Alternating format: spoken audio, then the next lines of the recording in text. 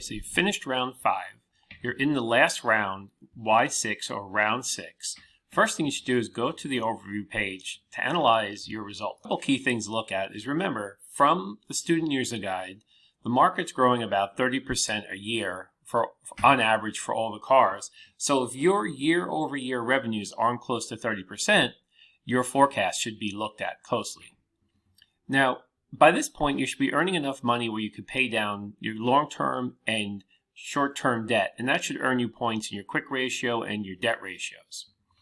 Now, your profit margin, you should be able to, if you've been following these videos and increasing your operational investments, you should have the wiggle room to increase your gross profit margin. So here I went from 60 to 68%, a 14% increase, and I got 14 points. But I was able to carry that down into the operating profit margins, which went from 35 to 44, because I more closely and tightly monitored and analyzed my marketing, make sure I didn't overspend in marketing, and I got 26 points there, which both of these help to improve my net profit margin. Now, when these three profit margins improve by 14, 27, and 28%, this is going to filter down into the earnings per share, market capitalizations, return on equity, return on assets. Now, we'll see here that except for the equity multiplier, which is down a little bit, I did well on the equity, earnings per share, return on assets, market capitalization, book value, and this is all stemming from the profits. I was able to maintain a surplus, which got me 100 points. So overall for the round, 500 points, which is great for round 5. Now, as you move into the next rounds, you want to look over your assessment, check out your charts, look at your industry, competitors, your financials, and start over again in sales. Hopefully, if you made your operational cost reductions, you'll see that your operational cost reduction increasing, and also the price you can sell the car increases at, and this is what should help compensate for the increasing customer expectation range. So when you build the car this round, so last round I had this car at 70%. So typically what I do is let me start at the bottom of all these, and if I meet the bottom expectations and put the highest price available, what does that get me as a profit margin? So it gets me to 75. And since I want to improve at least by 5 points on the 75, I'm going to go back and say, okay, so this is a 5%, so I could actually lower this. This is a 5%, so I'll lower that. This is really important, so I'll increase that. So just by playing around, I can make my car just as marketable or even more marketable and keep a higher gross profit.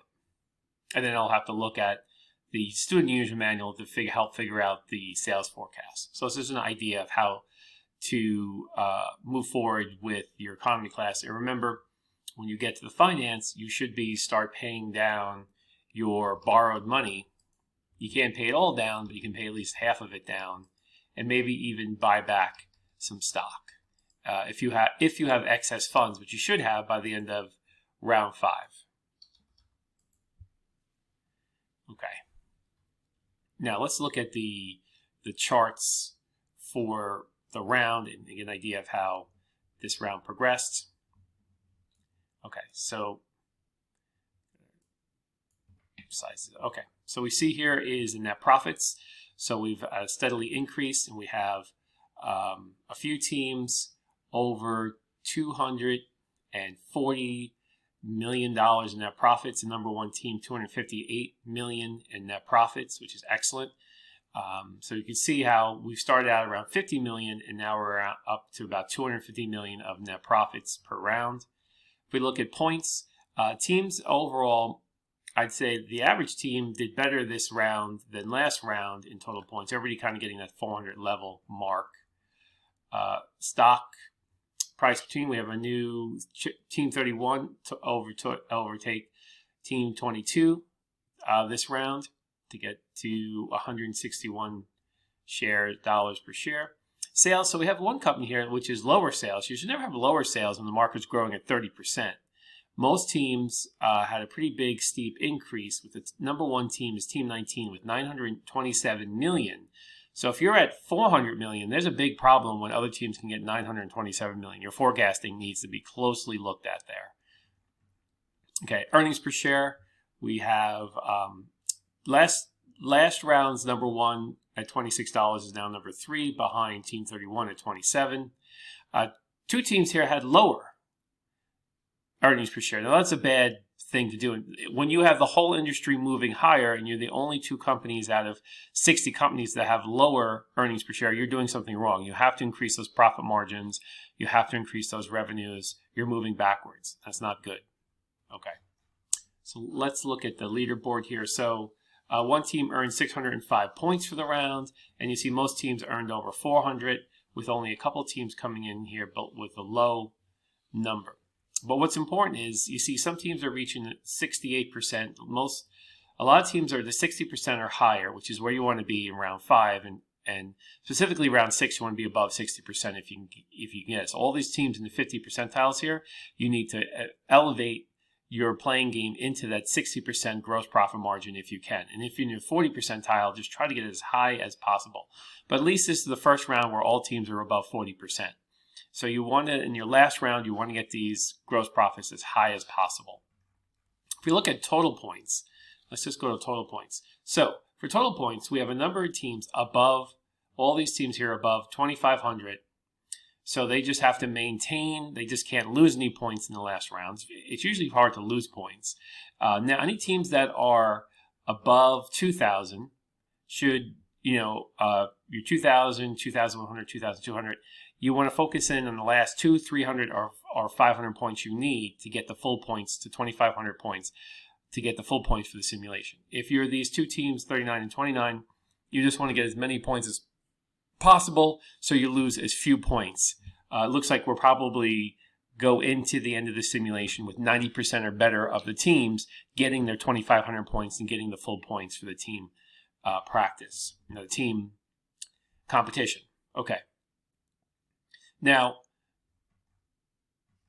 so operating profit margin is going to be improved by watching your marketing budget. Make sure you don't overspend in marketing. And your earnings per share is going to be a factor of your profits and also your amount of outstanding stocks. If you buy your stock back, you should have less shares outstanding, which will help improve your earnings per share. And your return on assets. So the last round, a lot of students will ask, on the production page, should I buy more operational investments, considering that this is moving into the last round? And the answer is yes, because you do earn points for, if you increase or double your operational investments in any one round, you earn 100 points. Or if you increase by 50%, you earn 50 points. So you might as well continue to invest in your operations moving forward if you haven't already maxed them out. You should have by round 4 or 5 maxed out your operational investments, like many teams have done. And if you've done that, to get the profit margins you need are much easier when you've invested a lot more into your company. And that's what the car companies of today have done. So the big car companies have invested billions of dollars to help lower the production cost per vehicle. And that's through engineering, robotics, equipment, machinery, research, lowering the man hours to build a car. So if you look at your sales page, you want to lower the labor costs, which the operational investments will do, and lower the material costs. And you can lower material costs by using less materials, lower cost materials, and that's why if you look at the cars from 1970s to the cars today, there's a significantly more amount of aluminum and plastic in today's cars, making them lighter and more fuel efficient than the steel-based cars of the 70s. So these cost reductions help to lower the overall cost to manufacture the vehicle. So that's what you want to focus on. Okay, so that's it for my round 5 review and some hints and tips to do better in round 6. Round 6 is our last round, which is due this Thursday, so make sure that you complete that. Make sure it's a team effort. You want to have a strong finish. You definitely, if you're close to 2,500 points or over 2,500 points, you just want to make sure you're not going to lose points this last round and pull you out of that top position. So the last round is still very important. Make sure you make all the right moves, and I wish you the best of luck. Take care.